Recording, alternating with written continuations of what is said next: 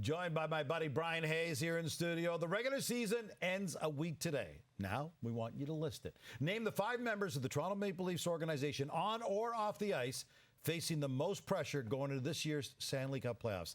Let's start at number 5. All right, number 5, I will go with Sheldon Keef. I don't think this is a surprise, Gino, considering the nature of this position. Coaches are being turned over all the time. He's been here for quite some time. They have a very good team. They're moving in a good direction, but he's moving the lines around. He's put a focus on Matthews, Marner, Nylander on separate lines. Sheldon Keef is at number 5. Elias Samson off at 4. He has the chance to completely redeem himself. This will be one of the great redemption stories we have ever seen, considering he was on waivers a few months ago. He has played great in the second half. He has playoff experience. He is the goalie on record that finally won a playoff round for this team a year ago. I have Samson off at 4. Brendan Shanahan, the man at the top, at 3. There is someone actually above him within Maple Leaf Sports and Entertainment that is new on the scene. That is Keith Pelly.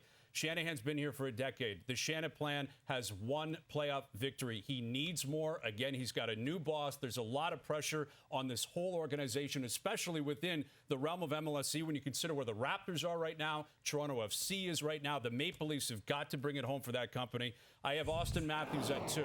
Now, he has the deal. It's not about money. It's not about a contract. He's got probably GOAT status in terms of goal scoring in the future. He's chasing that down. But in order to get that status, greatest goaltender of our goal scorer of all time, greatest Maple Leaf of all time, possibly greatest American-born player of all time, you have to have playoff success. You have to score big goals in the biggest moment. Austin Matthews, because of his personal legacy, team legacy, he is at 2. I have Mitch Marner at number 1 because Matthews is signed long-term, Nylander is signed long-term.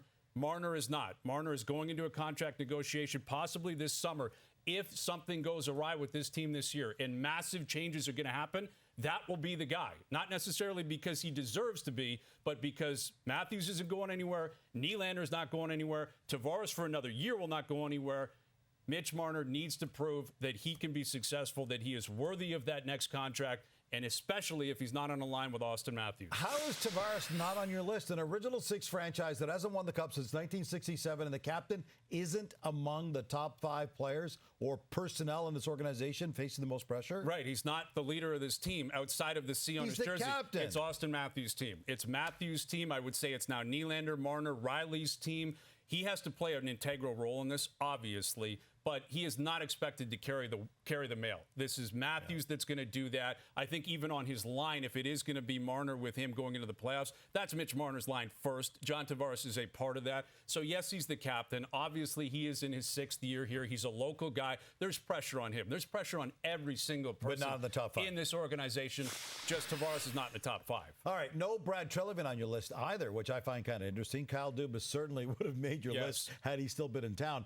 Does Treliving get a free pass in year 1? I think because Shanahan's first, right, it's going to trickle down. That's the guy in charge at the top. It's Shanahan. I have him at 3. I think Sheldon Keef, again, has been here longer. If there's going to be turnover, it's likely the coach, maybe the president, because he's here only for a year. It's early into his tenure, and I think he's done a good job. It's taken a while for people to turn in that direction for Brad Treliving, with Domi playing the way he's playing, Bertuzzi. Reeves has found a role. I thought he had a good trade deadline as well. Obviously, we'll find out if it really pays off come playoff time. But, yes, it's too premature. It's 1 year.